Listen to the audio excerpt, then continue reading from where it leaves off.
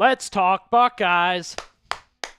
Man, I cannot wait for Saturday as an Ohio State matchup with Texas gets closer and closer to begin the season. If you want to bring that energy, if you're excited for the Ohio State Buckeyes 2025 season, give this video a like.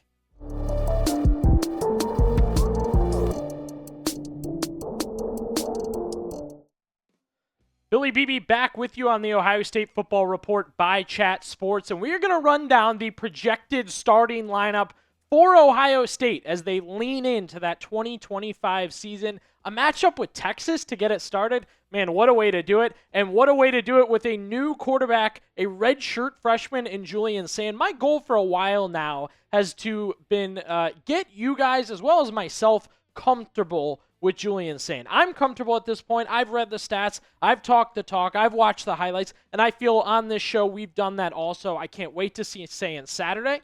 I can't wait to see what he does against Texas and his progression through the rest of the season. Do I think we'll get the best Julian Sayin Saturday? Not necessarily. Obviously, this is his first real start, his first real game action for the Buckeyes. But by this point in time, we know Julian Sayin, and I feel like both myself, people watching, hopefully the coaches, know Julian Sayin well enough to know he's QB1 and he's ready to go. When you look at the running back position for Ohio State, this is a real gruesome twosome. That's what it's all about. Two guys splitting the load here for the Buckeyes throughout the season. And the first guy we're talking about here, James Peoples, the running back. Is the J.K. Dobbins comparison enough for you? Does that tell you enough about who he could be for Ohio State this season? I'm really excited for James Peoples and his counterpart, the other guy in the backfield, the guy that's going to be running through the tackles, between tackles, breaking, going, a lot of red zone action. C.J. Donaldson. Ohio State went to the portal. They went out and got their next version of Quinshon Judkins in C.J. Donaldson.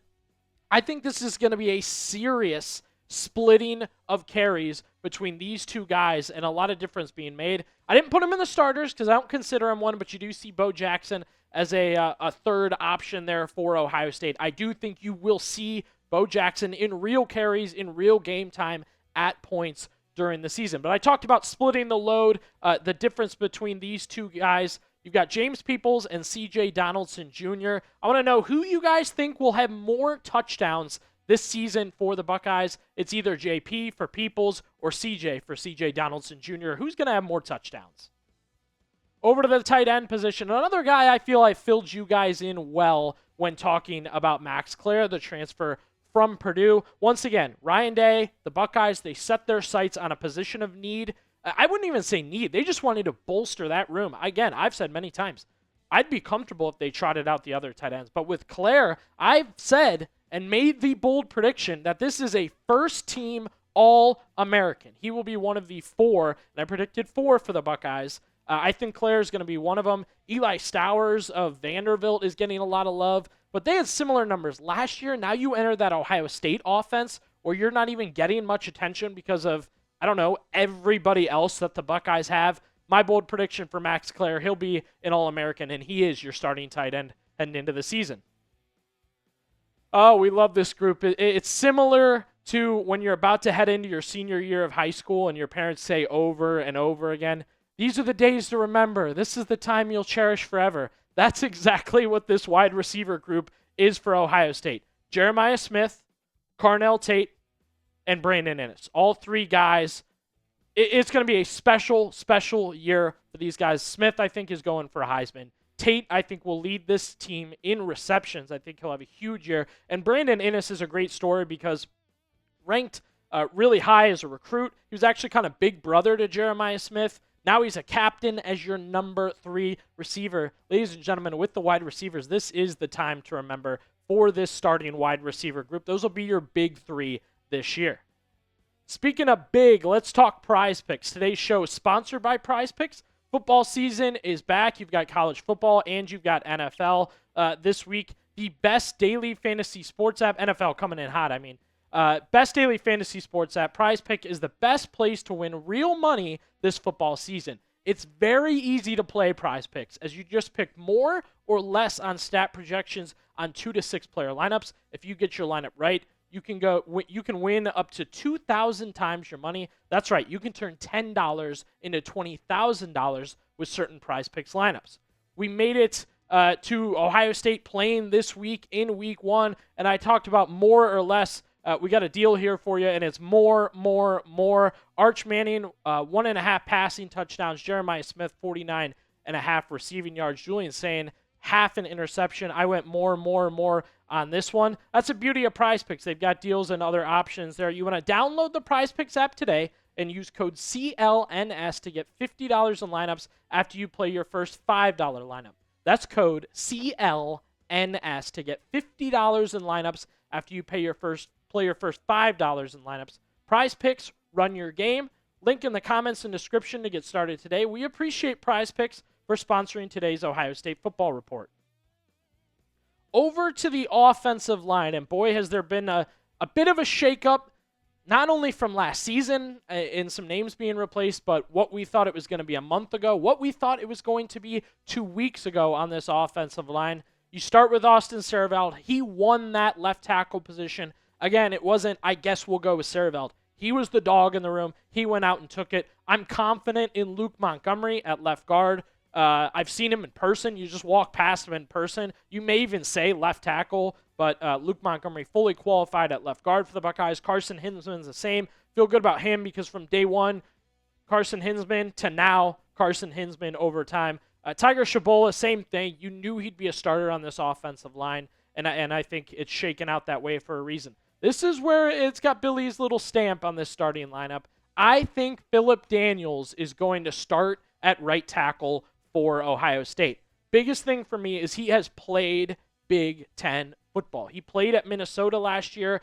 He is a mean dude. That's what everybody in the Big Ten has noted about him, that he plays a mean brand of football. And I think the fact that Ryan Day can't fully go with Ethan Anianwa tells me that Phillip Daniels is going to get that spot and play most of the time. Still is not dedicated to a right tackle, but the way things have leaned, I'm thinking Daniels is going to be the one to go with here. Now, we ran through that offensive line. I want to see how you guys are feeling about it. What is your confidence level in Ohio State's offensive line? You can scale it for me 1 to 10. To the defensive line, Kenyatta Jackson Jr. This is a guy that teammates, coaches, analysts, everybody has used one term to mention Kenyatta Jackson over and over and over, and it is first round pick. The size, the speed, the build, and now the timing. As Sonny Styles, the Block O captain of the Buckeyes, talking about Kenyatta Jackson, going to be an absolute monster.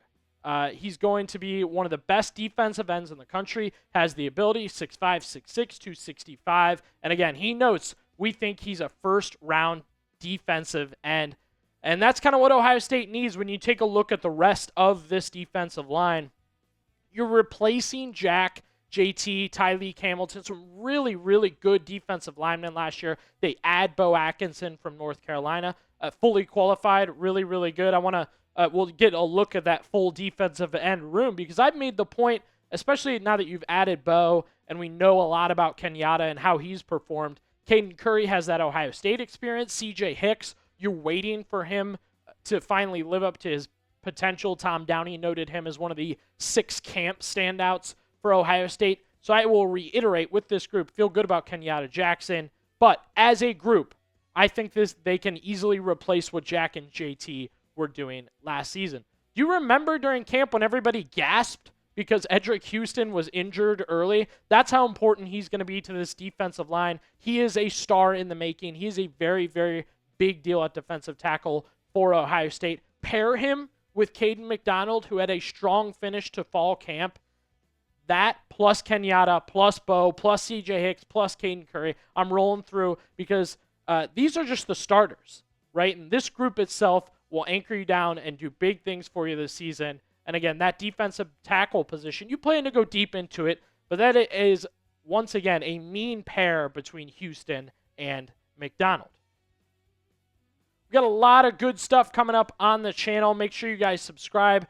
Free content, good content, everything going on with Ohio State. So I want to make sure you guys hit that sub button and join us for everything we've got going on coming up. We'll have our watch party, daily videos, breaking news, reactions, everything you could kind of want from this channel, and everything going on with Ohio State football.